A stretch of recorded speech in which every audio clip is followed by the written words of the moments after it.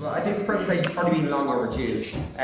It's not much, it's going to take about 10 to 15 minutes, but hopefully by going through this you'll be a little more visual about what's on at a global level. Good man. Okay, so first of all we want to do the 10-year anniversary. Yay! Happy anniversary IxDA. Alright, take this.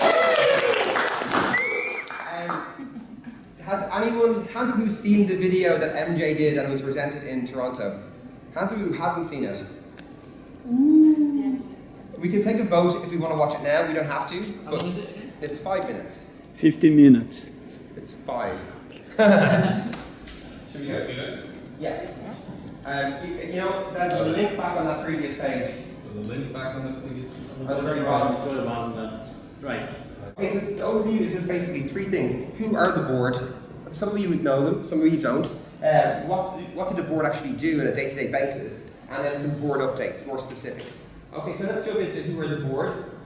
Well, I've gone and copied and pasted everyone from, if you don't mind hitting the next Thomas, please. So who are the board? So first of all, the IxDA board consists of 6 people, and I suppose the typical duration is 2 years long, and as a board member, you're able to re-up for another 2 years furtherly as well. Next please, and then next please. So currently, Steve Beatty is the president. He's based in Sydney, Australia. We have Nick Gould, he's vice president, based in New York, USA. MJ Broadbent is the treasurer, also based in New York. Over on the right, I'm sure you'll very aware of Kim, who's our wonderful global local director. She's based in San Francisco. Matt Nish-Lapidus is based in Toronto, Canada, and he's over IxDA.org and all these days more or less the technology or the online channels. And myself, I'm over events at the moment. Last year we hired our first real full-time employee, because before that, as you know, we're all volunteers, but this current group of people that I've been collaborating with made a decision that there needs to be somebody day-to-day really owning some of the more governance-related stuff and keeping visibility across all channels. So Brendan's really been a fantastic addition. Just at a very high level, you know, Steve, if anyone has had a conversation with Steve, you'll know he's a huge evangelist of interaction design. I had the pleasure of working with him closely for Interaction 12, and you know, taking down his philosophy of interaction design was quite good. I had to go and digest it for a while, but you know, so clearly he's actually a very good leader in terms of his vision for the advancing the discipline of interaction design. Nick, funnily enough, has a background in law, so he's very good with lots of things, but he specialises in anything legal, potentially, and other issues that are, I suppose, more government or legal related. MJ's previously the co-chair for Interaction 11 in Boulder with John Colco, and she's doing a fantastic job as treasurer, so she takes care of all the bills, all the financial stuff. And then Kim, obviously, you're very familiar with Kim. She's doing a stellar job organising local and global level. We'll talk more about that in a second. Matt is currently doing lots of stuff with the technology, and he's a great interaction designer as well. He's got tremendous vision. Myself, I've been working on streamlining events, and I suppose this group of people, there's a good dynamic. I think that there's a good combination of vision and tactical. So I think that there's a balance across the 6 people or 7 people now, because there's certainly a lot of vision of what is going to advance the discipline of interaction design, but there's also a practicality to maybe streamline, and I use that word streamlining very loosely because we don't want to stifle innovation as well. There's always that challenge. Okay, so thanks Thomas for being very good at the slides. So what did the board actually do on a day-to-day basis? Well, I gave you the high level of that, but keep going, man. So what we do is advance the discipline of interaction design, and that's more or less our broad mission statement. And that translates across the various initiatives that we have, and you saw the channels earlier. So when we typically meet in a board meeting, we will be we'll be doing quite like what we're doing here. We'll be ideating, we'll be brainstorming, we'll be synthesizing, and then coming up with some capturing that and translating into some plans. Some of them are easier to implement than others. We typically go for the low-hanging fruit. Others will require a lot of volunteerism. Other plans will require budget. So we have to prioritize on what we've been doing. But from my own personal experience, I would say that I would be very happy. A lot of the buckets have been evaluated, analysed to a very good extent, and measures are being taken to actually make it a little bit more operationally streamlined. And I think Brenda at the helm now, in terms of being the executive director, is really implementing a lot of these plans. And so you'll see a lot of changes coming through the pipeline soon. And I think every year it gets a little bit more organized. So from the time I started 3 years ago on the board, I can definitely say that no discredit to people that have gone before, but over time we're building it and it's growing. Okay, so next please. So the requirement for the board is average of 5 hours a week attending to IxDA business. Sometimes it could be 10 hours one week, it might be none another week, but you certainly, sometimes it can be a lot more than that.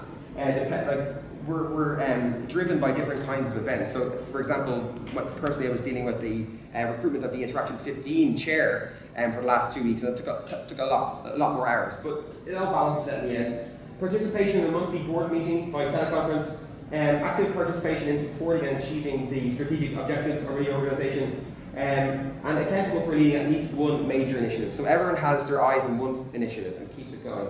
And that's the org structure that kind of emanated out of our last 2 or 3 board meetings. So we have a good org structure now. We also have to attend 2 retreats. There's the annual mid-year retreat, which is typically 6 months before the conference. We'll be going to Amsterdam in August. We'll be showing you some support, also seeing how you're doing and checking out the wonderful venue. And then we'd actually meet again for the conference, and that's normally 2 days before the conference. Typically the conference has workshops on day 1 and 3 days of plenary, but we will meet the 2 days prior to that. And so those 2 annual meetings are very important because we meet face to face and we get a lot done. Sometimes it's very workshop driven where we actually sit down and come up with actual implementation. I think the board meeting before I joined, I think everyone worked on the website or something like that. So we're not afraid to get our hands dirty, Okay, that's more or less. Oh, and by the way, just for that, for being a member of the board, we get our registration for the conferences and the travel and the accommodation for that covered as well. So that's in return what we get. So now just jumping into some board updates. This is the last section. This is probably going to be very biased towards events because that's the one I know most about. Of course, I'm in the zone with everybody, but for example, at local, you will clearly be as well up, if not more, than I am. So let's jump in. Okay, so the 4 mini sections in here are events, local, IxDA, org, and online channels, and then some other random stuff. Okay. So first of all, I'm going to talk to events.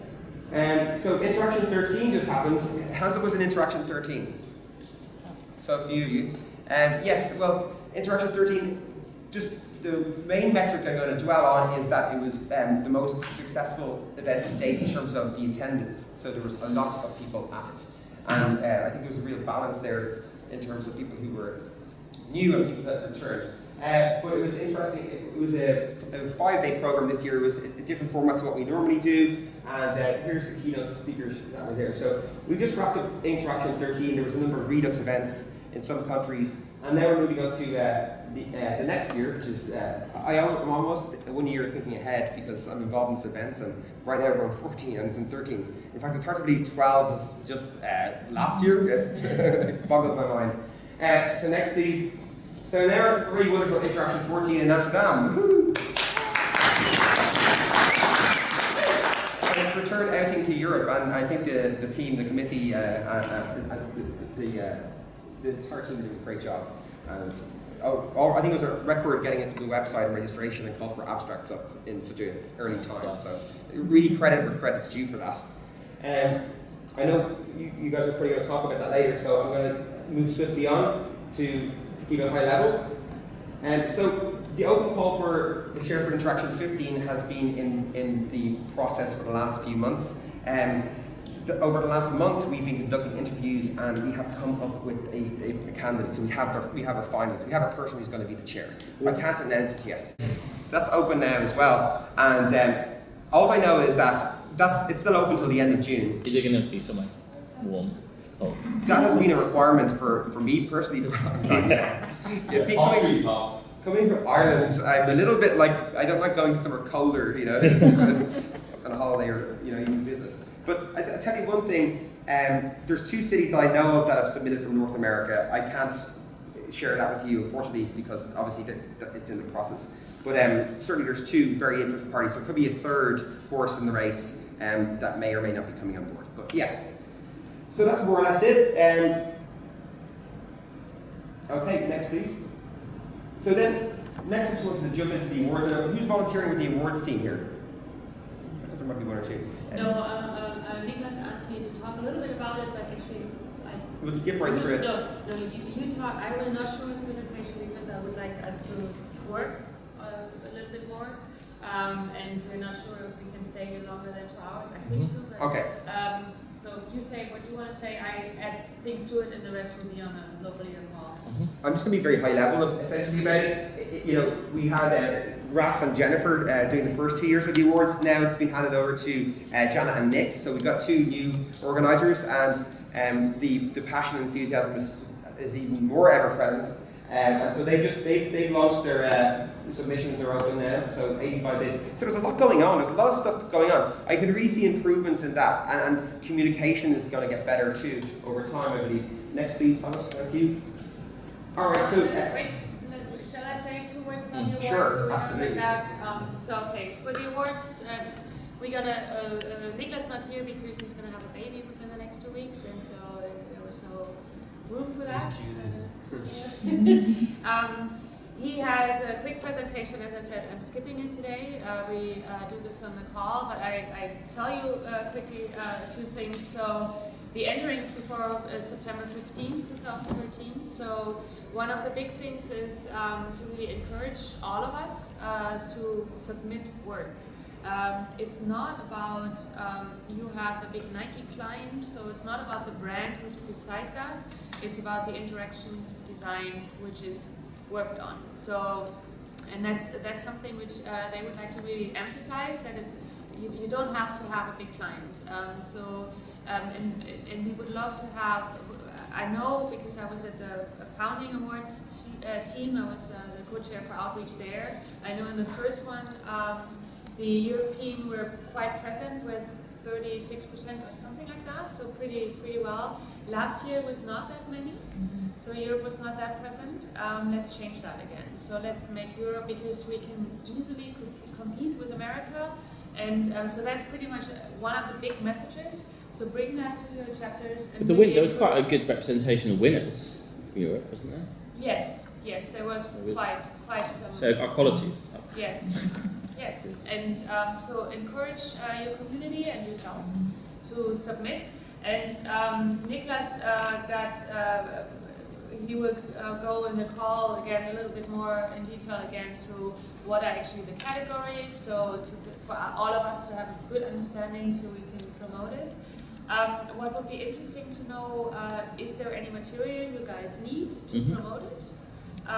He will probably create a MailChimp template or an HTML template, whatever, so we can email it out to our groups. And he also puts up quite some banners. I think you guys also for the conference. Yeah. So he has a certain amount of banners we can put on our websites and also throw in our newsletters, so please do that. So help promote the awards. One of the challenges the awards definitely have is the sponsorship. Because right now how the sponsoring is working, and I'm sure the board is working on that part, is it's a little bit competing. So the awards is competing with the conference, and so I don't know, big brand A sponsors already the conference and doesn't want to sponsor the awards, or the other way around. So one of the things I thought of as well is maybe approach some local bigger design agencies, because they, especially like BBDOs of the world, you know, people who come more from the marketing side and took over officially UX, so they try and make business with that and have more or less good knowledge about interaction design. However, they are probably a good candidate for some sponsoring, because they need to right now position themselves in the industry or for their clients as we know, we know it, and they need the USP right now. So the combination there, if you have any contacts, any ideas, it would be great to get into Niklas or me or Jana or whatever.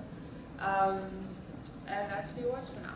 Essentially, the problem it's solving is that every year we have a brand new committee for the awards, for the event, for the conference and for the awards now. And essentially, it was a slight case of reinventing the wheel, not picking anyone specifically. There's just a lot of work streams. So what this is seeking to do is just to gather, the first is a curation activity to gather all the existing artifacts, documentation, work stream, flows, plans, put them into the one place. That's rule one, right? Maybe the best parts of different conferences, because every conference has their best parts and their strengths and weaknesses.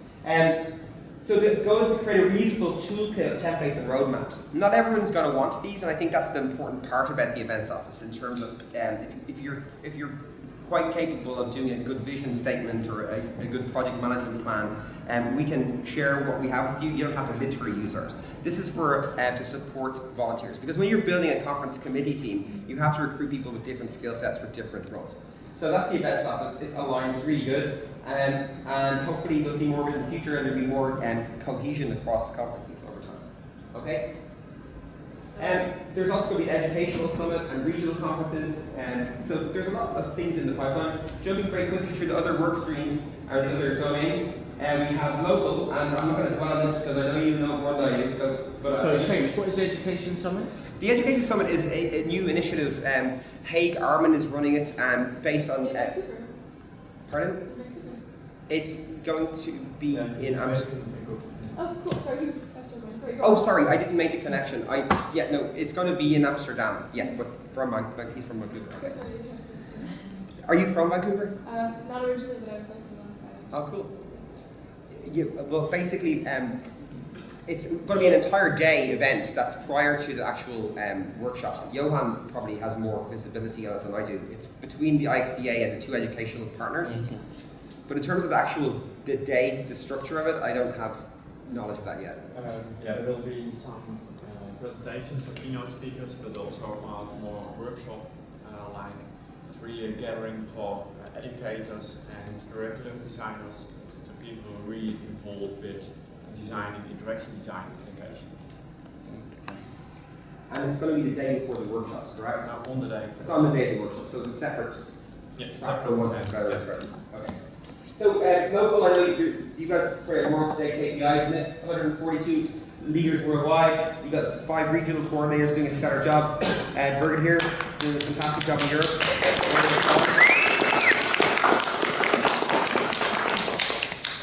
Go Europe. We've got our senior network, WordPress websites, empowering new groups, and just work practically. There's more passes for local leaders than there has been before in the past due to the growing numbers. So there's 75 discounted passes for Interaction 14. If you haven't already gotten yours, get one now. Next please. Oh, sorry. And next again. I don't know why I brought these intros to the slides. This is very quickly through IxDA org and channels. It's probably not doing it justice, but as you know, there was technical issues with the server. That's been fixed, thank God. We've migrated to a new plan, and that's because there were some bumps for a while. The IxDA brand experience has many touch points. As we all know, you don't just consume stuff through a website anymore, and the conversations are on LinkedIn, Quora, Twitter, etc. So I think the future will be to be very progressive in terms of aggregating all that into the one source. Maybe through hashtagging. So I think they've got great plans for that. But there's an RFP going out very soon for the new IxDA.org platform. So that's what's currently being worked on at the moment. We've also, in terms of improving communications, there's a quarterly newsletter. Yes, isn't that amazing? It's good. And Brenna's doing a great job in managing that and taking the bits and pieces from the challenges visibility on and sharing that. I think it's really useful already. It's going out to 6,500 recipients. We've got a communications calendar now. We've got, in terms of, we all know, we're starting this process where we look at the calendar before we make announcements. So Johan, for example, has put in all his Interaction 14 announcements coming up, and that goes across all the initiatives. Okay, let's keep going. Let's just jump. Please, I'm running out of time with other stuff. Skip that. We made 26,000 on that. That was good. Back. Please. I'm going to come back to this in a minute, but forward one more, please, and one more. And one more. No, Are you going Oh. No, back. forward, please? Okay. Yeah, We're gonna. One more. Okay, so currently we're accepting nominations for the 2014 to 2016 Board of Directors. As I mentioned earlier, I'm a European, I am on the board. There will be 3 positions. The IxDA President Steve will be finishing his term, MJ will be finishing her term, and I will also be stepping down as well. So my biggest fear is that we're going to lose that regional representation here. So I think it's very important that Europeans are involved, even if it's one of them. So I encourage you all to either nominate yourself or nominate someone else that you believe would be a worthy candidate who's going to bring this to the next level. I think it's very healthy for fresh blood to be in the organisation. I think what's really unique for me about this org is that we all start as volunteers, maybe just doing a local group, but we grow and we move with it. And it's, I think Jana once said to me, our expression she said was, if we could bottle this, you know, and I think what she's referring to is the gumption, this sheer passion that people have. So you guys, you are the backbone, you're the structure of this organisation. You're also the brains, you know, you're actually making decisions about how to actually implement these things. But more importantly, I think you're the heart and you're the soul of the organisation. And that's why I keep coming back to work. So good luck to you and get on that board, alright, everyone? Alright, that's it for me. I've got to do a final thing, and go back now, please. You know what? I got to check this. I mean, Brenda asked me to share something with you. It's a competition, so it's important to kind of make some money at this. I think you know, it's right here. Not the IxDA making money. You No, or that's we the chapter. as Sorry, design please. challenge. The design challenge right here. Okay, so we need the next one, please. Well, I'm not a domain expert in this by no means, but when immunisation information systems function well, health workers and families have the knowledge that they need to ensure that every child is vaccinated. One critical component of current health information systems is the child health record, which is this thing that woman has in her hand. So next please. We're going to have to actually... I see the problem. So there's a competition where the Bill and Melinda Gates Foundation is seeking your help to redesign the child health record, okay? And this is in collaboration with the IxDA, I suppose. And it's open. You know, Thomas, it's okay if you can just keep going through it. Come on, Chris, come on. Perfect. Okay, so next please. Yeah, that's Angel, right? Yeah, that's it. So it's a partnership, and there's a decision to improve the condition. Well, you hear our mission statement, so it fits in with ours. So the IxDA is proud to be supporting this and to help, say, improve human lives. The bottom line is that there's a competition online. If you go to ixda.org, you'll see that you can enter it, and there's some really good prizes. The winner is going to be announced in Amsterdam, and I'm not sure exactly how that's going to be orchestrated, but there'll be a bit of a fuss, right? I'm assuming knowing Dutch style. So if we keep going, you can actually look at the prizes. There might be a few. So the challenge, redesign the child health record so that 1, accuracy increases, and 2, records become easier to interpret and use, and 3, health professionals and family alike value them. So that's the challenge, the scope of the challenge. And next please. Evaluation of criteria are as follows: clarity of design, adaptability of the card, value to caregivers, value to health workers, and durability of the card. Okay? And jury, Melinda Gates, and so on. Some key names there.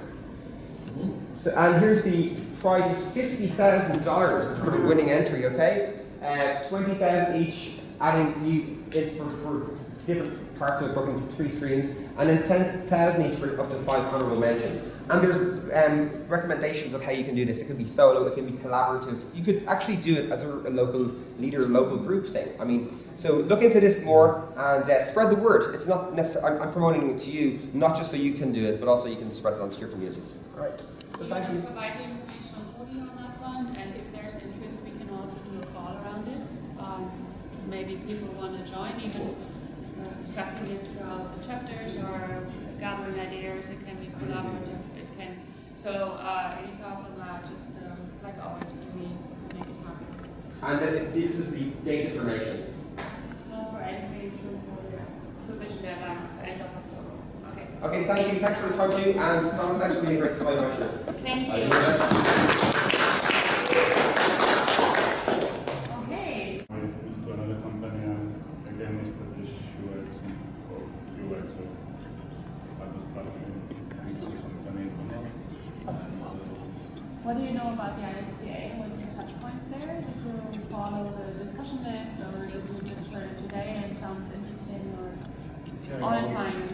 I know it exists and I follow some discussions. And you would be, yeah, it sounds great. Yeah, so I'm Tom. I mainly work as a web designer, as a freelancer, but I work for several agencies as a consultant and facilitator of some ideas. My main field is the visual design and user interface stuff, but I also conduct user research and usability testing in e-commerce and Facebook apps or websites.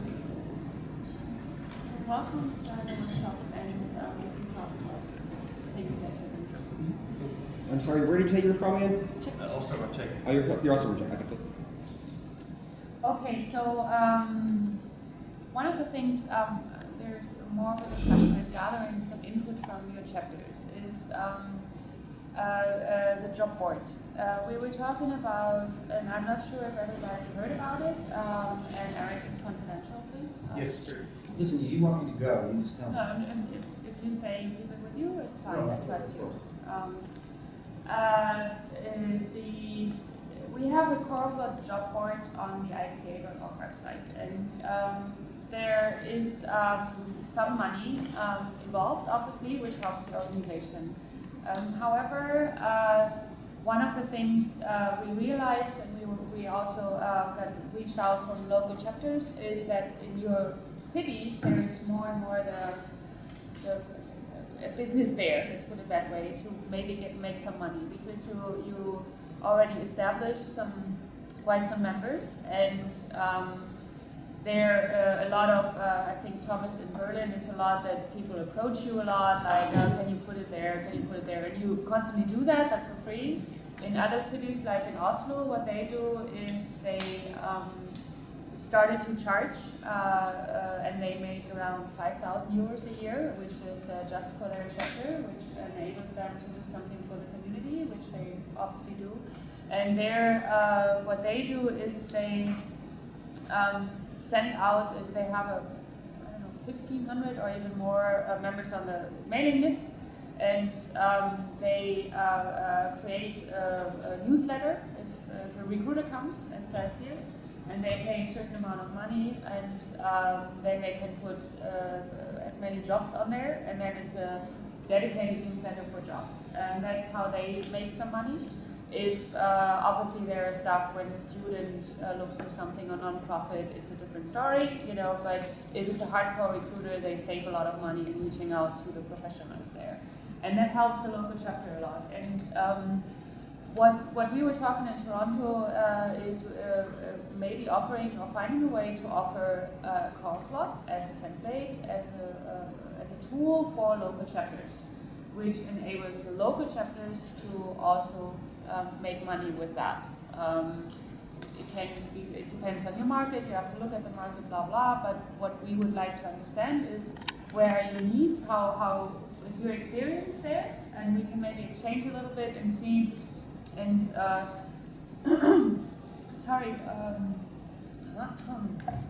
Munich is going to be our test drive, because they started to realize that they want to do that.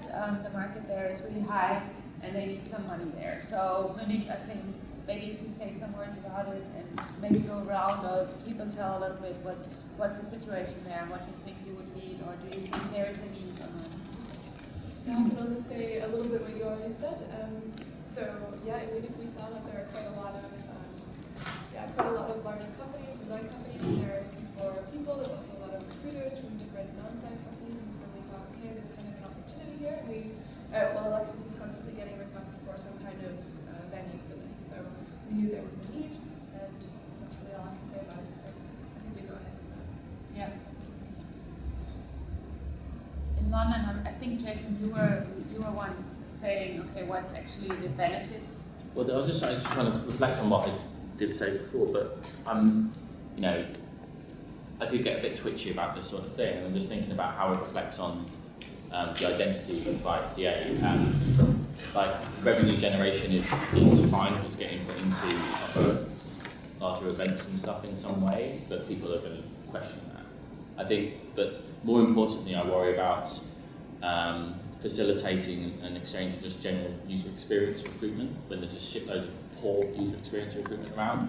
So I feel in an ideal world, and then this would create more challenges for us, we would help to advise how people could advertise better and how people could find jobs better to kind of be a better kind of connector between those two needs. Because I'm totally up for supporting, you know, the right people getting into the right jobs, but those organisations need to advertise what is specifically different about their organisation and what they're specifically going to offer candidates. And then also for candidates to be really specific about what they want for an organisation and try to be a better kind of connect to those things. But you know, that's maybe making a very difficult job for us, so I appreciate that. But I don't want to, you know, I think it will reflect poorly on us if we just kind of take any old recruitment.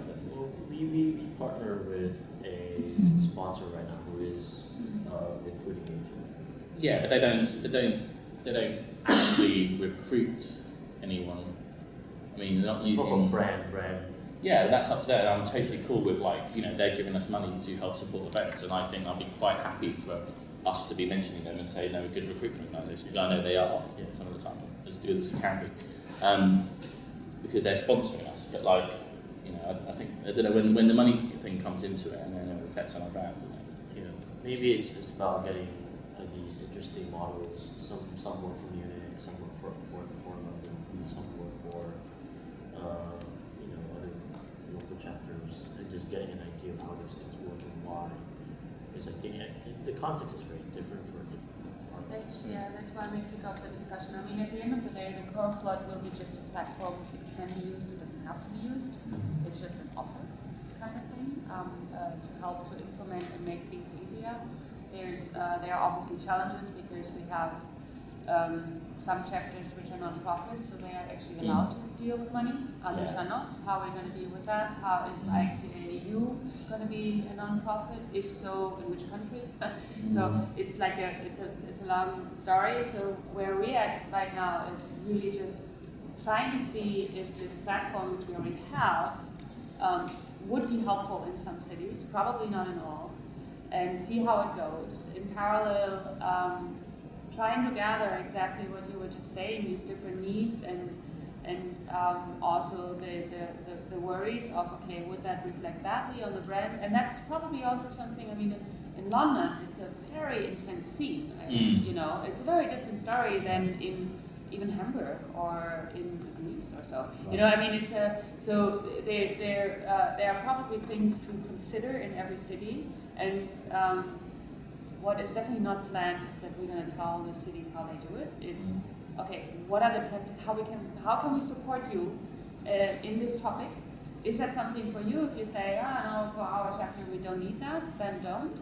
If you say, yeah, it could be working, but we need this, or we have, it's totally still up in the hands of the local chapters. And the one thing really, tell a little bit about your local situation, and so we can learn and see what are the things we gather. It can also say that after doing the research and talking to you guys, we realize CoreFloat is just not the platform for us. We do something else. You know, it's not a must. It's just we realize that some chapters have the need and came to us, and there is this opportunity, and so. I mean, what I see actually there from our experience in Berlin is like, you know, IxDA, we are a professional organization, so it's fair enough to talk about jobs and employment. I mean, that's one of our core things, that we are here because we're kind of making money with that thing around interaction design. I think we have like two very natural assets to a local chapter. This is, we are quite local. I mean, you know, there is no need for anyone to talk to me if he wants to open an office in Düsseldorf or in London or whatever. So we are local. And we're quite personal because we're a personal network. So I think these are the 2 points we really have to make sure we support with any kind of solution we give in. And then I think it's really fair enough to make people accountable for giving something back for its service, because it's actually, you know, we are helping organizations, and staffing and recruiting is a serious business for them. So, you know, people come to us in that case because they want a personal recommendation. You know, we know people. It's not that like you said, it's that, you know, like this, you know, like generic job ad, like agency X searches for Yeah. design that it can do basically everything, but has to be awesome. Yeah. And on the other hand, it's not like, we are somewhere in the world searching for anyone who can do something. So if we have a platform we can leverage like this kind of knowledge that is right now in our heads and just randomly picked upon there, I think that would be a good idea. And if we then to a certain amount can monetize that, that is totally fair enough, because that's just like a service we bring that actually helps organizations to. But what would be interesting in that is if you do provide a service and they can say they're putting ads on there and they're not doing very well, and we can say, well, let's have a look why, let's have a discussion around it. But then if you're providing that's the thing. Are you just providing a service which is just literally a technology service that allows you to post something and just gives access to everyone, or providing a service which is a value-added service based on replicating some aspect of our? I would say like if we can bring this kind of of asset we have, there's like a very local, very direct exposure and a very selective exposure to people I would pause a job offer to in IxDA Berlin. I know these people know they would be kind of good for that job. Yeah. So if we can somehow put that in the digital world and kind of automate it, fair enough. I would say that that's a cool service. If you want to place a ad there, you pay for it. What I would a bit opt out from is like offering a real professional service on career advice or recruiting advice, because that brings you in kind of competition to your maybe sponsors. Like you said right now, I mean that's like that's what recruiting agencies do. And on the other hand, like if I would offer that for people that are in search for jobs, I would say it's kind of that's what we should do for free actually. Like that's what our meetups are for. It's like if someone comes there like, hi, I'm new to the city, I'm searching for a job. It's like, oh well, why is that? Like, can anyone help me? It's not the place where I say like, I can do that, but it costs like €100. It's like that would be like the exchange. Or you never want to charge the candidate. I don't think. Yeah, that's the thing. It's like kind of that's what we want to try and understand. So we're providing just a technology automated service that gives you that exposure, or we're providing a service. Yeah, I mean, in general, you have got a list of qualified people that are part of IxDA. Right. I mean, so they are per se interested in interaction design. You somehow engage with them, which is like not the perfect quality gate, but it's like they are real persons. They're kind of not just randomly flocked by because there were free drinks, and they're somehow at least temporarily in your area.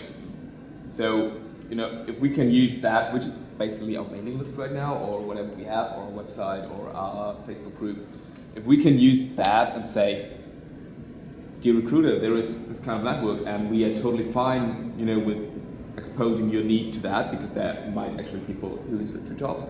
But, in order to keep that up, we require a certain amount of money. I mean, totally fair for that. Keep in mind is we're not trying to become a recruitment office. Yeah, that's what I'm saying. At least I don't think it's our approach. But what are we trying to achieve? Apart from the revenue generation, what are we trying to achieve? What we're trying to achieve is I guess there are a few levels. So I don't think, I mean, if a local chapter decides they want to do it, but I think it's not the IxDA. We are not a recruitment. No. We have the members and we can bring people together.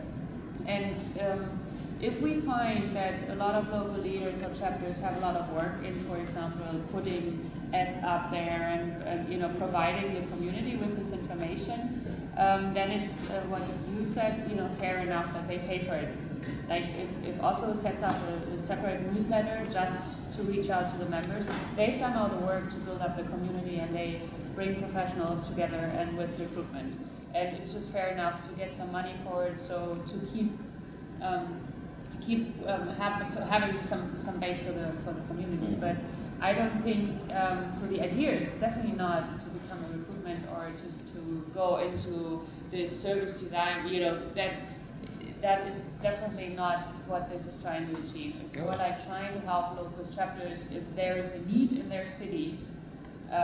Where they think, okay, that would help us, or that would be good, or it would make it easy to maybe even $50 a month, get some beers for a meeting or something, or send some money to the conference or whatever. That is great, but it should not be a business model for let's make a lot of money. It's just like, you know.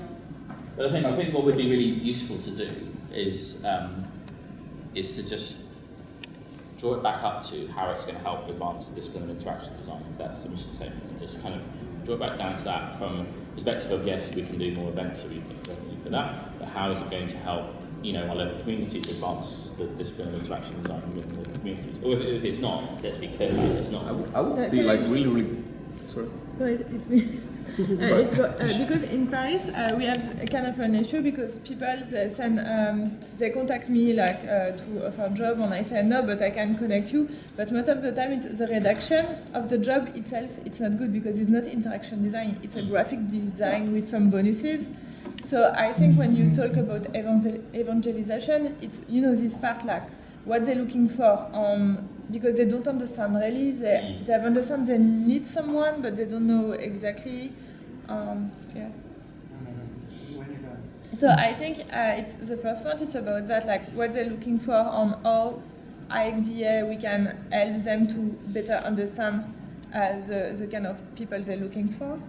My second point is like to change a little subject, but I'm not sure we need something very local because most of the time in Paris I'm approached by Parisian company, but they want people like foreigner because with another culture speaking English.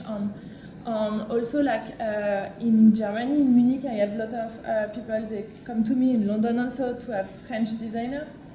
So I was thinking it may be more like IxDA Europe job because now people they move so much, you know.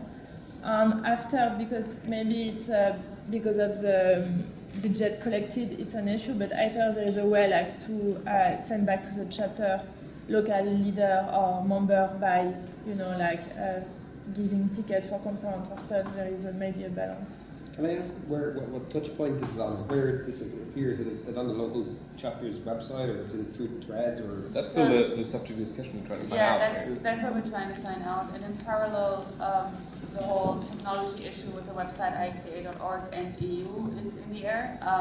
But yes, you're right. There's a IxDA Europe part because of the moving.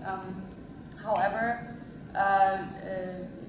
what IxDA Europe is not trying to be is competing with IxDA.org. So that, you know, we are one organization. We are a region from IxDA.org. You know, so we have to be there very careful because there is a job board on IxDA.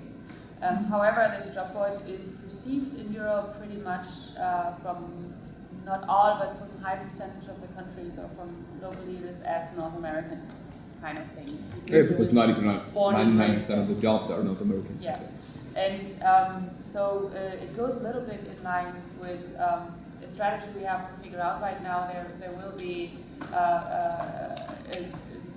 for the website, an RFDA out for agencies to build the whole website new. And the strategy of the website has to be decided how it's going to be. If that will be more a jump board to the regions, then yes, we would put the jobs automatically on Europe. So how are we going to implement that? That is definitely something. What kind of budget do we have to do that? I don't know what I don't have it yet. They're working on that right now. There's an honorary, which I can't even say that word, but I guess in terms of, I'm not sure if they're looking for an in-kind partnership or it's partially paid, but it's not unlimited or huge, but certainly. We've been doing the last few years have been in-kind partnerships, like for Toronto, for example, for some of the graphic design and some of the visual touch points, we partner with a company and that kind of thing. So I think there is going to be a proposal out for agencies to apply to do it non-profit wise. That's in the last stages of being signed off. Yeah, exactly. So that's, and I touched base with Brenda, so she reminded herself then also to really make sure that it works for regionalization and localization, so we can make sure that other languages than English will be able to use that site. And then the job part, how we're going to implement that within Europe, or if we discussed with CoreFlood some filtering, and we could throw out the filtering on the IxDA Europe website, for example. I stopped any initiatives right now in regards of the EU website, because that just doesn't make sense to do it in parallel and then have different platforms and all that, and I didn't touch that. It's like, okay, we stop here. But for the start, with a local would be good. Some cities really have the need and the opportunity as well. And I like the thought of stepping back one more time to see how it's in line with the mission, to make sure that the decisions are better lined up on that one. Thank you for that. I will wrote that down. I think that's a good point if you have a centralized platform. If you look at London is again a good example. Like you have so many recruitment agencies. I mean, Corford is not for us, that's for sure, because we have the UX train.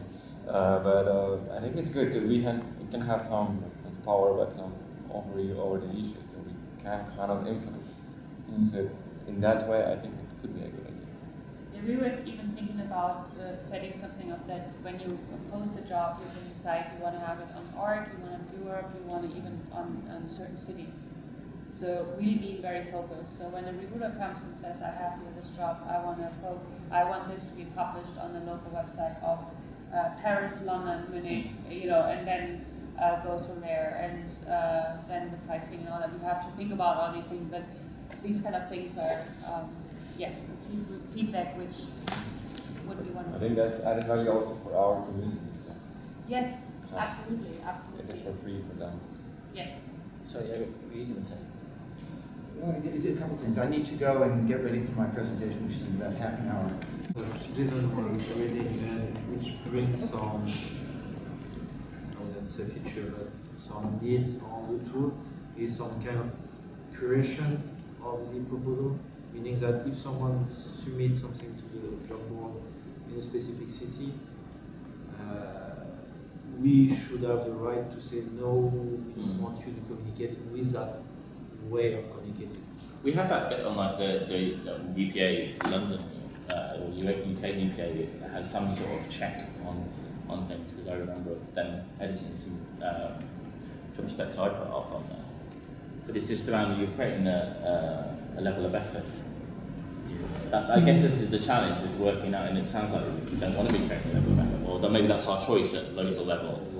But otherwise we will, if we say we're curating it and then suddenly we don't for 1 or 2, 3 months, then bad policy is going to get through. We'll get blamed. We've said we've curated it. We're providing that service. So we have to really be sure if we're going to do that. That's just my question. I'm not saying it's a bad idea. I'm really not. I just try to understand. You challenge the idea. Yeah. Well, I just want to try and understand that. You're playing devil's avocado. Yeah. It looks always fitting too. So there needs to be definitely in the process a QA. So maybe. Because, there doesn't necessarily need to be. It's just that you've got to think about what other repercussions if they're not. I suppose it's just if you don't have any quality check, then it just goes straight through. But we don't say we're offering quality service. We just allow them the access to the people for CAP. Yeah, what we could do is we can say that the job postings need to have X, Y, Z requirements. Yeah, so I mean, like having set the straight. See that would be one suggestion which I think would be valuable, is that we say the guidelines, and we think that in order to kind of put things in our community, we want to have job specs that are specific to why they're different, why they're unique, and really why Do we why. have that for the? But for even like IxDA.org? quality check wouldn't be that hard. I mean, we're not talking about 1,000 things a month. We're talking about maybe like 50 ads a month. Yeah. So if you would like give it a small check back. But I kind of like the idea in terms of that we said we want to get a mission out there as well. If you say like, we are open for your job at whatever, if it belongs to the certain category. Yes. Like, this, that's what we're here for. That's what our organization stands for. Yeah. If you're searching for a graphic designer or a manufacturer of coffee machines, you have another place to go to. So for example, we have a certain thing, because we try not to talk about websites in any of the sessions, and so if it's a typical website designer role, maybe it's not appropriate to talk to our audience because they don't think they're coming to that. But it's remember me like 1 year and a half, so maybe some of you don't know me, but I make a lot of very weird experience to understand stuff, and I go on the field. Like regular people, I try to go to the French National Employment Agency because I have here it was not good, and I say but maybe I can give it a try. And it was funny because you need to select your skill. And I select the skill, but I have too much skill because, like, when you are a designer, you touch a lot of different stuff. So it was bugging the stuff. And after they say, okay, what is your job title? And there is no job title like matching with what I do. So they put me very different stuff. So they give me like a job post, and it was not matching to me. But if you say no to a few job posts after you are dismissed, so I say, okay, what about if we, IxDA, we work on the job description and job post, and like that you can update your stuff. So he said, yeah, it's a good idea, but it was just like an employee, and after you need to go to the, we didn't work on that, but we still have this idea. But what about at the European level, we try to work on some job style, and people can customize after, but to have like some example or framework.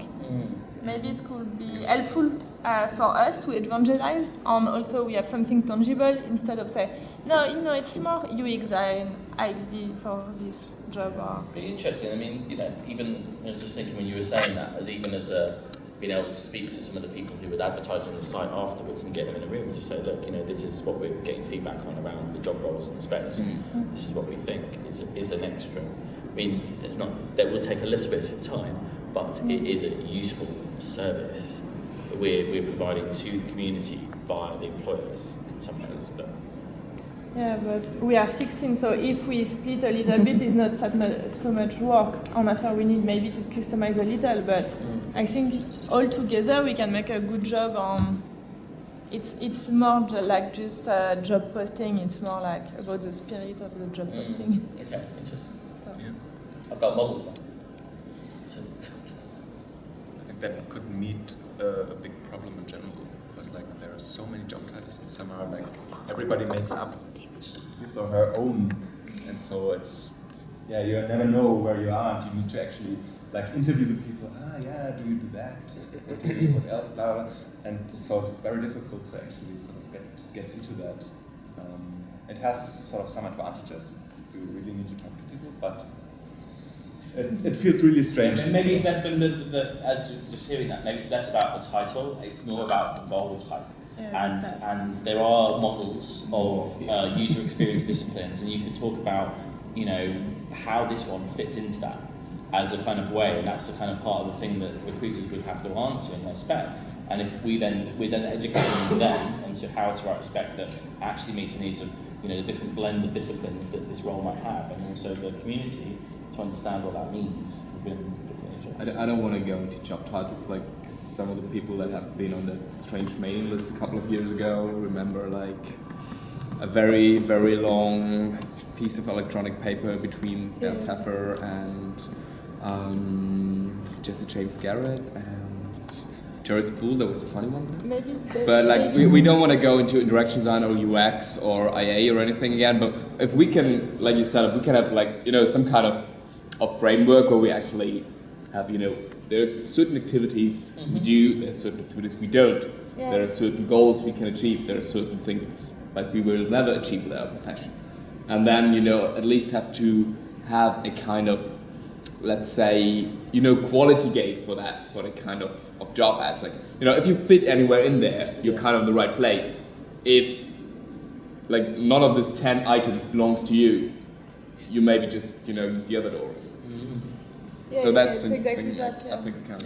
Job title we don't care. I think at a very high level, this will advance the discipline of interaction design by what Jason was saying earlier, by educating, you know, the recruiters how to ask the right way, and then obviously our constituents, the candidates, helping them get real good jobs. So kind of indirectly advancing it, you know. I know, all I'm saying is we can kind of create a clear linkage, and when we talk about why we're doing this, we can describe that to people, then do that, and hopefully you're doing that for all the things that you're doing. Yeah. So, you know, it actually it's the first time it dawned on me that is the mission really clearly put.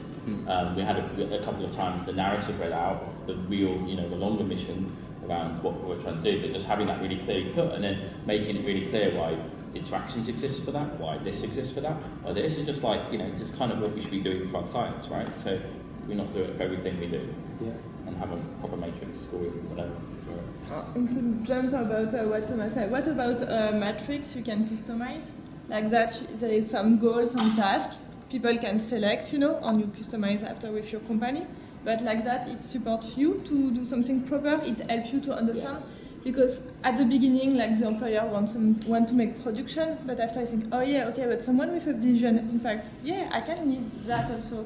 You know, it can help the person to be more specific and bring maybe something also new. So what about to have a interactive matrix people can customize? And it's not that complicated, in fact, because... I guess the challenge is often that there is the HR person sitting there and they just get a rough idea of, we need this. And then they run.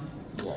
But they are happy if we can provide them with guidelines and tools. You know. Guidelines. I'm sitting with my HR person regularly, and she would be happy to have something. You know, actually, this thing is, I have no idea what they actually do, but if you could give me some words at least to describe it, and I think there would be a lot of people really grateful for that. I think we can also have a vulgarization role to play on that, like to describe a task not for us but for people who are not very familiar with what we do. So because lately I have like compared the quality also of like people looking for employees, and it's like crazy. So I don't know. It sounds like we would need a work group on that. Just a point, just to step back a bit on this conversation. Right now we're talking for the local job boards to have specific systems or needs like discussion or feedback or guidelines. But the globe provides a job board which is not without those features. We provide one with another one. Should not be more of a globe initiative in that case if we start to discuss this point? I think that definitely would be something. I think it will be driven by us if we start to create a working group. But bringing global in for sure. Not only right now, but reaching out to local chapters and say, okay, do you want to? Yeah, it should be a global initiative. But it is. Fact is that there are also, especially this whole title thing, is in America because they do. I don't know why, but they maybe because they do long or whatever. I don't think that this is so much of a problem anymore there. I think because they have an overflow of people there with that anyway. I think what the challenge here in Europe is partially, just a part of it, is that there are not so many professionals knowing interaction design, UX design, and so on. So a lot of people who do visual design or do this a little bit or that a little bit, they say, yeah, I'm a UX designer, I'm that, just because they know it's increasing the chance to get a job. And so, but however, yes, it definitely will not be a European initiative. But so think about it if you want to join there, and we start this initiative and see where it's going, and it should be in parallel to the. I think there are two things. The one thing is really this whole educational thing, this how we're going to approach that. But in parallel, we should be very pragmatic and start with Munich, with Crawford, and see where it goes and takes us, and see the learnings there. And is there currently a conversation within Podio? Sorry? Is there a conversation in Podio that surrounds this? There is a group. I think there is a group. So far, I brought it up on the last 2 calls, I think. Yeah. And whoever was interested was invited to that group. I didn't open the group for all the local leaders because that just doesn't make sense. So maybe it makes sense to open it up to everyone, and then also for this educational thing. We can open up the educational one to everyone, or to well, the one thing is I don't want to have. I'm happy to have a discussion going with a focus group, and everybody can join, and we can update on Podio or through local leader calls what the status is, and people can always jump in. If we have every initiative open for everyone, then no initiative will go anywhere. Yeah, there is too much noise. Yeah, there's too much noise, or people don't really feel responsible to actually do something. there. Yeah, Because, yeah, always. so I would rather keep certain initiatives a little smaller, which doesn't mean they are close to anyone. And I try my best to update through the calls and through Podio everyone, because it's not about excluding, it's more about getting things done. I need all of you and all local leaders for a specific theme on topics. First, we need you to advertise the conference on your website. On Podio and on Basecamp, you can find the kit of advertisement for the conference. If you can add that to your mailing, to your different website or media, that would be great.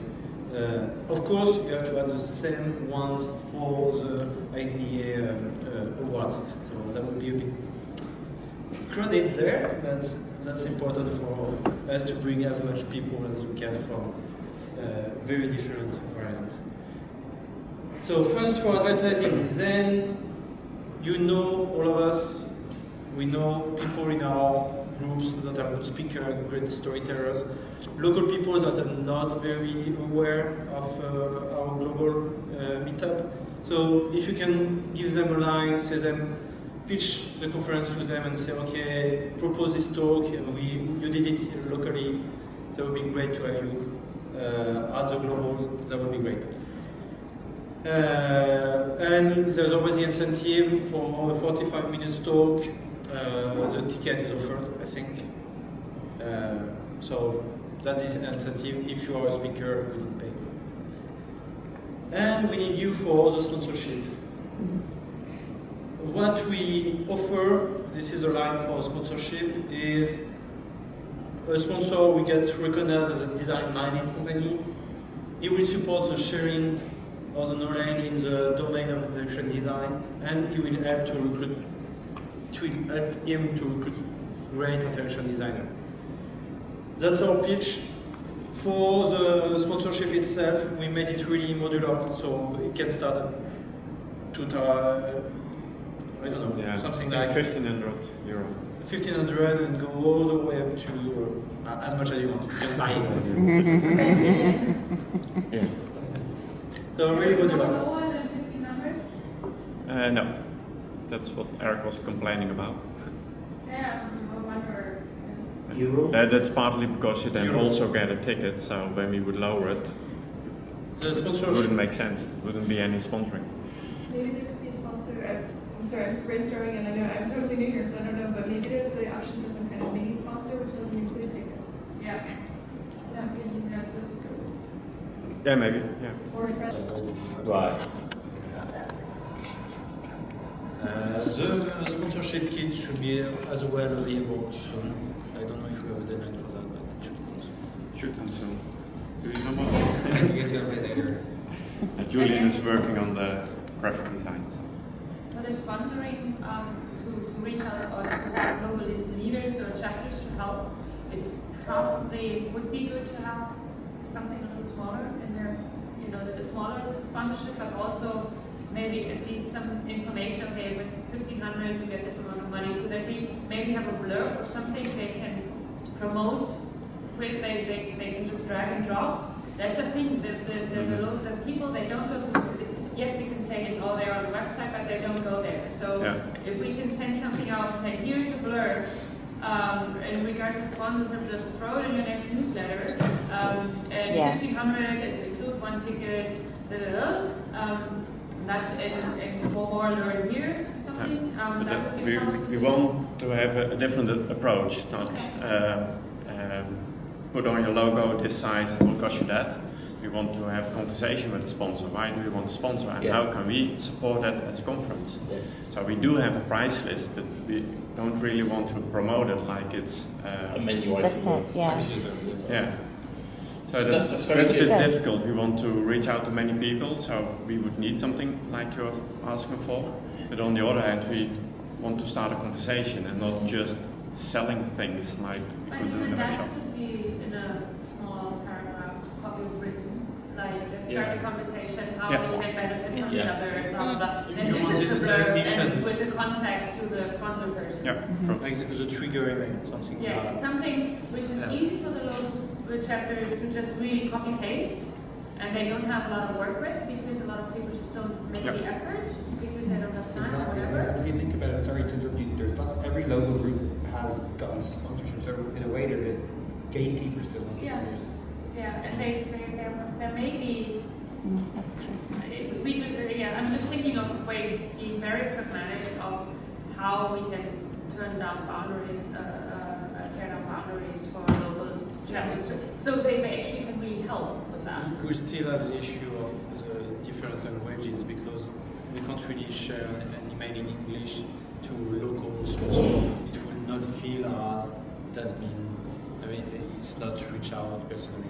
So we have this issue to work on. But providing There's still the language issue, which would be wonderful to be able to approach with the topic language direction, but the thing is we're not there yet, and also we don't have the sponsoring money yet for translating these kind of things. That's something that IxDA needs to get there. But however, it would be a good start, I think. But you're right, it's good that we keep thinking of translating things. So I think that's a really good idea to have the conversation with them. Really, really good idea. That's kind of what I was trying to get at with trying to understand it's more than just a logo on a page and stuff. But how can we help to?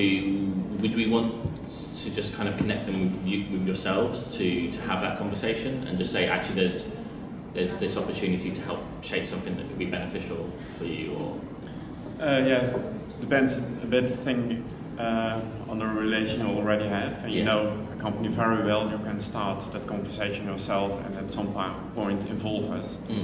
When it's more a cold lead, it would make more sense to just drop it to Dave Malouf and say, hey, here's a lead, good luck with it. So Dave will be managing that? Yeah. Okay. Yeah, Dave will be doing Northern America, and actually Alok will be taking care of the European sponsors, but Dave is coordinating everything. I mean, yeah, we really try to come up with new forms of sponsorships, not just having a booth or your logo, but let a sponsor organize a soccer game or football game. Yeah. Or have them set up a workshop in the middle of the big space, so photo. Yeah. Just well, like the GE did a design competition, didn't it? Yeah. One year, those sorts of things. That's really useful, really helpful to have. Okay, that's about it on our news about the conference. It's being stored. Sorry. Excuse me? Where are all these resources being stored? So currently the resources, at least for communicating, are on Podio. You can find it there. It's all there. I don't know, we don't have the one for the IxDA awards, but we put it there as well for the communication. Yeah, so like banners. So when we sent out our monthly email, I see. Johan already put it out there. I grabbed it, put it in MailChimp, done. Okay. But if I had the awards, I would have done that as well. Okay. Yeah, we can work on working on that for the future, definitely. Not sure whether they've finished yet or not. I know there will be banners for awards, but I'm not sure whether they're finished this month. So just Yes, yeah, I think at least said something yesterday. So when we had a call, he said they're there. So Oh, okay. I don't know if you already uploaded. I can't get back to I'm really reassured that you guys are organising this conference, and I think the theme is an excellent one. I really want this to be like a huge success, especially given the perceptions of Toronto this past year. And I'm not. I think you guys probably have it in hand in lots of ways, but I don't know if there's anything that you want to kind of get other help with that will make it better. I don't know. Or how have we got any feedback from the previous conference, the Toronto one? I know you were saying you're working on that to get those personas, but I mean, have you kept it in mind that you need to make it obviously a lot better than Toronto? No pressure. No, we not make it better than Toronto. We make it better than all the other conferences. Exactly. All the different. Yeah. put together. No pressure, indeed. For me, I just think you guys are doing a really good job, especially because you're taking the format, and like I was saying to Johan yesterday, it's almost, no pressure, but I see this is the deluxe version of this format. You're really pushing it to the best you can do with this, I think, across, from a quality perspective, you know? Yeah.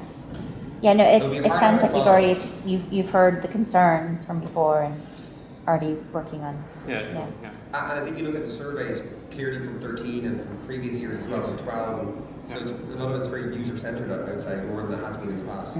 Yeah, but yeah, the concerns you heard in Toronto and also the surveys are very limited in scope.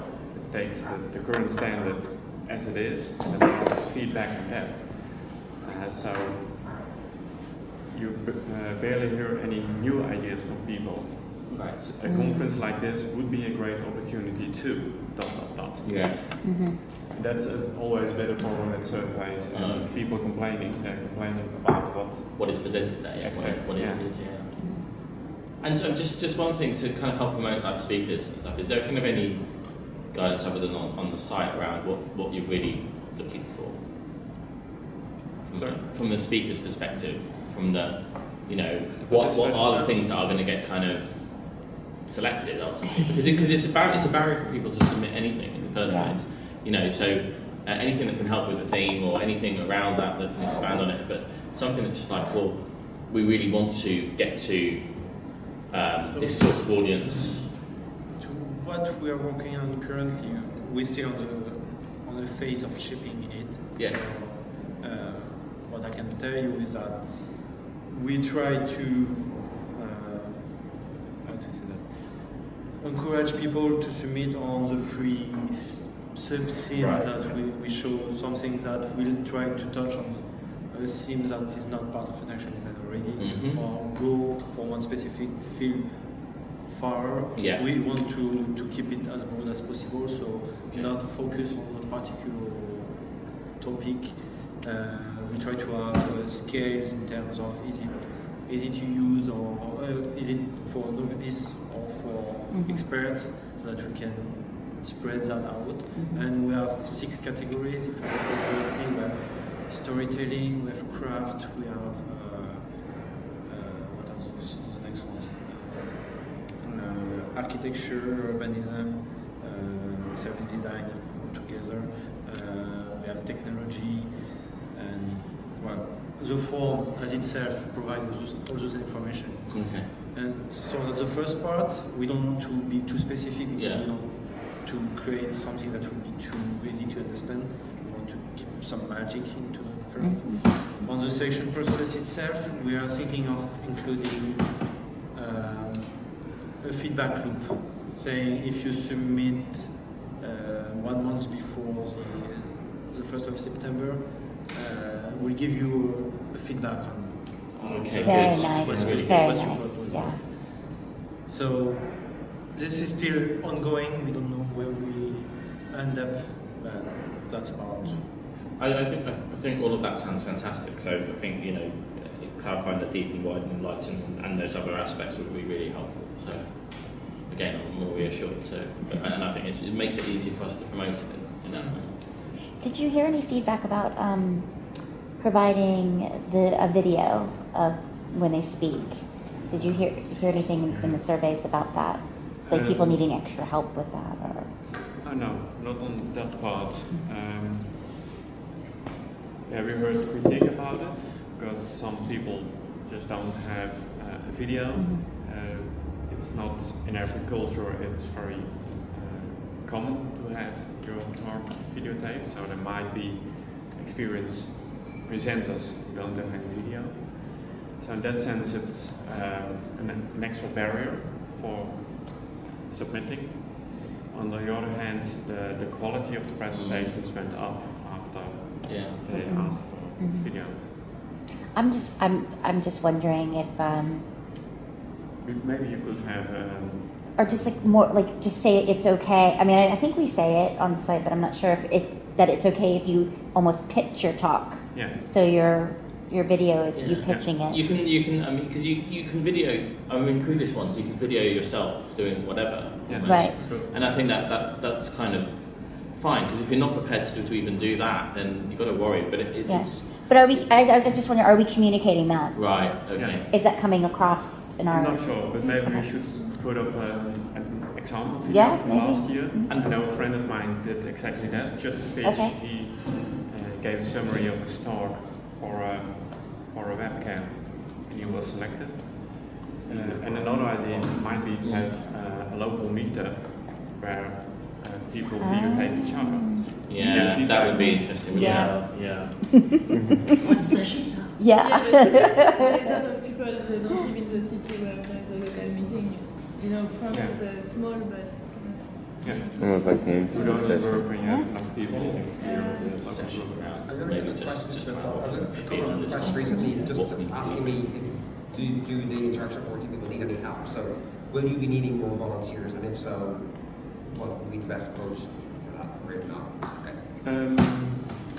We will need reviewers for the submissions, but yeah, we will also send out requests for calls for volunteers. Yeah, and I think that's it for now. Yeah, that's good for at least say there will be a call for volunteers. Yeah. So volunteers, it's more student volunteers, or it's like everyone? No, everyone. Yeah, it will be an online reviewing process, so everyone within our discipline can can volunteer to review peer reviews. So you don't have to be a local leader or whatever. Did you get some good responses back to kind of requests for keynote speakers previously? What do you mean? Did you put out some requests? Yeah, the email that you sent out to say provide. We had plenty of feedback. I think we were up to 200 names. Great. And a good list of good people? Great people. We find usual people that we see each year or again, so we're not necessarily pointing them out, but definitely the list was very varied and very interesting. Good.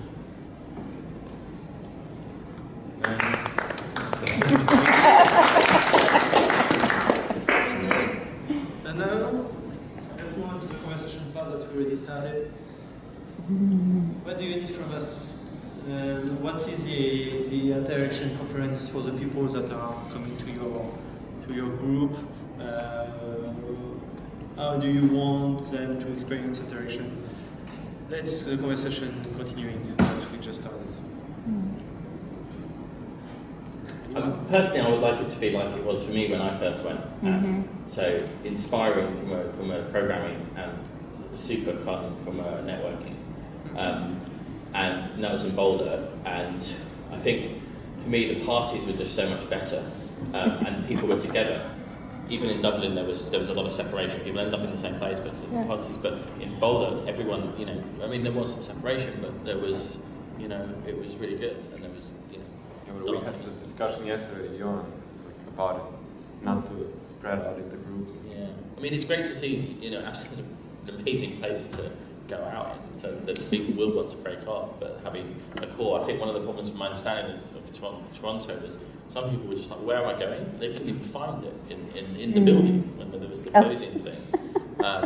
And I think some of the other stuff like the awards thing will wash out the way that worked. Well, it was a horrible night with the weather, though. Yeah, so I mean, so for me, it's a bit of both of that, and just showing that we can probably have. Sure, it's one group. Yeah, I mean, I don't know how you manage that, because people are going to want different things out of that night. So some people are going to want to chat, some people might want to hit the dance floor, some people might want to just get. I don't know. So I think from all the conferences, you can almost map out the different kinds of social events you can have and evaluate them. Yeah. I think that's a real. Clearly, these guys are doing a lot more research, I think, before, and so I think it's good. It's a wide palette to see what worked from what, But yeah, for me it's more like interaction designer. We conceive experience. The experience of the party like in Toronto, like was really not edgy, and it was like nothing particular. I went to a lot of conferences, and it was really more simple sometimes, but more friendly or more engaging. So I think it's like nice to have something like to in this way, you know. It's hard to get the balance of taste as well, because you know, some people want to eat there, some people want to get dinner and not eat, and there's always this kind of... But in Dublin I have the feeling, because I went only in Dublin and Toronto, and okay, it was more little group, but it was really more engaging. And I think I have the feeling like everyone can find something, you know, you like to do. Well, in Toronto, the big challenge was that there was no time schedule between conference over, drinks there, sponsored by, and then half an hour later, or exactly the moment when the drinks were over, the awards started, or the other. So there was no dinner planned. There was no people maybe want to fresh up and just want to breathe in and out for 5 minutes before they move on to the next, which ended up for the awards, people come late and then they hardly listened, and then as soon as it was done and people actually got engaged, then it was last call. It was really like the people started to really talk, and then it was like last call, and we were kicked out and we were not able to go somewhere other than crashing the hotel. So, but yeah, I don't think, I mean, your experience in Amsterdam with organizing conferences, it's no last call there anyway. But so, but I think that was a big challenge in Toronto. It remains a challenge also because the budget is limited. For example, the last day, we won't have the program end in a happy hour.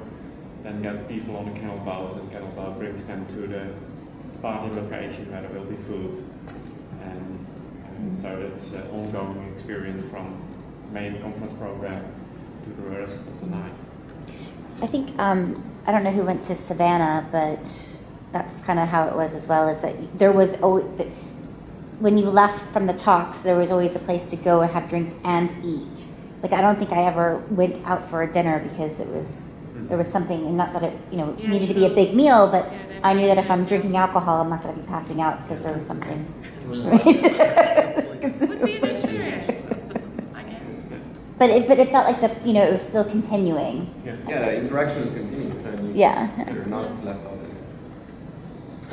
I think just a couple of just feedback from Dublin. I think Guinness Storehouse was a great venue, but I think maybe the space trajectory was too big. So, for example, I was running around getting everyone, telling them the band was on. Yeah, I didn't see that. It was impossible to get everyone moving because great, there's a band, they'll be on for hours, and they weren't. You know. So I was like, don't. And then Dublin Journeys was interesting because we tried to take interaction literally from let's interact with the city. But and then the first party was flopped a bit for me because I realized the opening night, people are arriving somewhere, they might be really hungry, bottom line. You know, canapes weren't working for some of the hungry New Yorkers. But you know what I mean? So you need that, if you think of that home, I know Dutch have a great word, zellig, for cozy, right? So, there you go, that's right. But is that where you had the Petrusha stuff in that big hall? Yeah. Because basically everyone was either getting told off or was just, you know, the experience of watching that was unfortunately kind of very difficult when people wanted to chat. And I think that because you either getting told off or you couldn't hear or... Well, that's just it. And in terms of if you did usability testing on that, right, and watch this in space like you do in Terminal 5, you'd see, clearly on the first day, maybe people are a little bit more needy because they just arrived at a new place, and it needs to be maybe a bit more low-key and relaxed, you know. And Toronto did Petrusha, and I was like, I wouldn't have done that because, you know, I did it already and I know it doesn't really work. It's just a grueling arrival thing to endure. And someone actually gave me advice for Dublin, and I should have listened to it. But it's exactly the same problem with usability testing. When you do the test, you know what doesn't work, but you still don't have the ideal solution. Yes, what does. So we will try something else, but might fail as well. Like, I remember, and I think it was just by chance that I ended up at the karaoke on first night in Boulder, but because it was such a big piss up, I knew people straight away, and I think that made it easier to then connect with other people after that. So, I mean, karaoke things will happen, and I know something to big on the karaoke, isn't it? Piano playing and shit. So you start to plan it. for next You got a year. plan it. Yeah.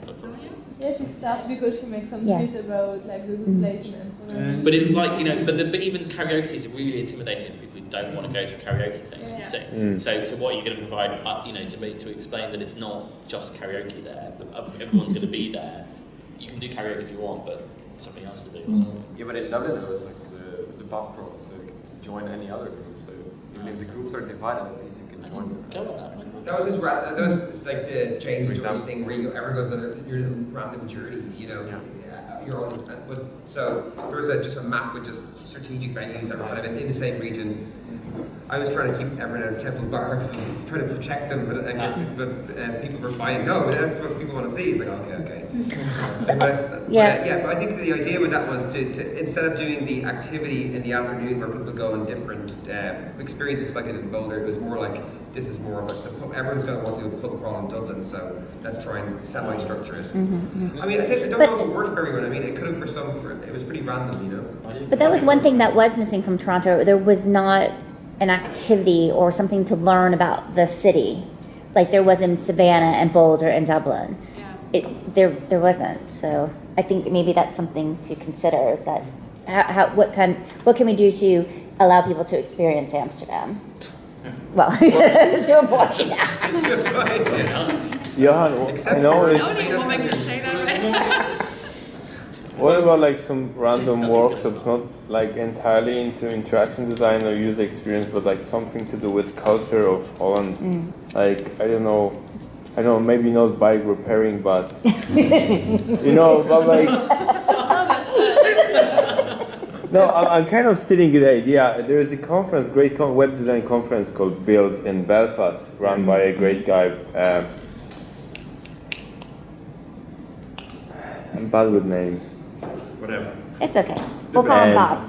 So like last year, for example, they had like workshops about, you know, axe restoration, some leather work, some kind of making stuff out of chocolate. Maybe try to introduce something like that for people coming before the conference. Yeah. Not like standard workshops about sketching and prototyping and stuff like that, but actually something to do with about the culture of Amsterdam and Holland. What about like wood shoe, the wooden shoe making? Rolling blondes, I don't know. Rolling blondes? No, just kind of brainstorming right now. No, I don't want to be offended. No, I don't know how you're dealing with the stereotype of people going to Amsterdam and getting stoned. But can you play with it in a way that's acknowledging the fact that some people are going to want to? I know, pole dancing workshops. I think Amsterdam is a perfect city. Pole dancing workshops, I don't know. Yeah, exactly. That's the only place in Amsterdam as well. Jenga. What's that? Tango, alright. Yeah. Or like something to do with the flowers. Tango. Yeah, I went in DD14 in Paris, and there is like a bike tour. And there is cycling would be fantastic. yeah, and there is an In February. alternative. For people who can't bike or don't want to bike, there is like a walk tour, and people really enjoy that. Has everybody went to an interaction conference here already? Which one? Who didn't go to interaction? Okay. What? Who's never attended? Have you been to an interaction conference? I was in Dublin. Okay. So what's your feedback? What makes you want to come? What refrains you to come so far? Yeah, that's a good to ask those who weren't. I mean, for me, it's mostly about meeting people. So she's the networker. Yeah. She's Ben? We will have Hello, 799. You can rename it to We Rachel. will have 799 people. The question is, will they be interested? That's more interesting. When would they be interested? That's a good question. I mean, that's a very big question, obviously. But people that are really engaged in what they do, it's really important to me, and also people who are sort of at the cutting edge. And not just the speakers, but also the people who are attending. Obviously, not everyone can be the best designer in the world or the best whatever it is in the world, but I think that there's some element for me of wanting to meet other people who I can learn from. So that's pretty cool. Speaking as a first-time attendee, what really got me to go to not just the proximity, but the fact that Boulder had a really good during event coverage, and I was able to follow the conference content online remotely and just feel the vibe. Yeah. And if you, I mean, we don't think about. Sometimes we plan 2 years ahead. We take Amsterdam as a build-up for 14, and that's a kind of an interesting take on that.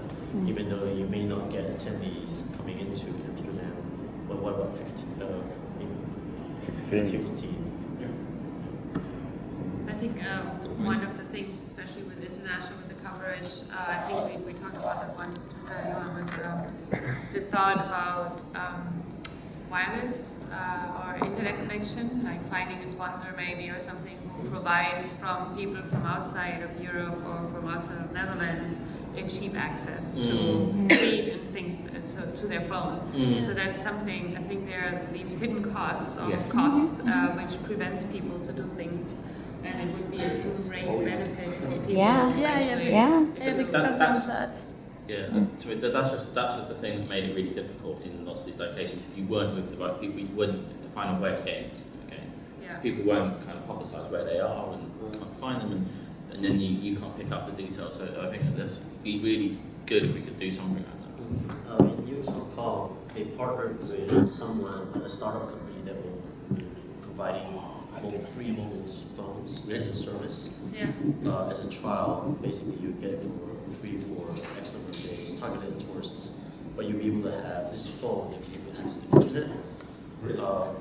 And you can just roam around the entire city with this phone. So maybe just finding a partner like that to sponsor with, because they really want, because they're a startup company, they want the feedback, they want to see it live, at a conference great for them. Yeah. But you get Wi-Fi coverage anyway. It's much better than everywhere else, right? In Amsterdam. The whole place is covered. Yeah, and the venues, when people go out, that's, when you go from one place to the other, as soon as we're here outside, there is no wireless. So. No, but at least it's the venue, because I don't know. Yeah. No, I think we're trying to. It's the outside of the venue that I think is important to keep the connection within a group. There's so many times when I went to bed at like 11 or 12, and I was just like, well, where is everyone? I'm quite like doing it a few hours, and I don't know where anyone is. That happened to me a few times, because I ended up like, where is everyone? And then you meet someone, and you're following, you end up with this party that didn't even existed. It was all very ad hoc. Boulder, you remember Angel's work at Boulder? I can't remember her exact capacity, but I just remember watching videos of her on a bus or something, and she was saying she's going to do interviews, and I suppose there's a bit of a buzz, right? I found that to be quite, it gave me a flavour, and then I remember seeing, like, I was newer to the Interaction Conference as being part of the IxDA, but it was my first conference I was excited about it. But I remember seeing like some photographs of 3 people meeting up as a blog format, taking photographs of they're all wearing black Converse, right? So it just gave me a sense of this community of who they are. So if you try to find the essence or extract the essence of these people, I mean, they're eclectic maybe, I'm not trying to label people, but it's taking those things out to showcase what it is that the community is actually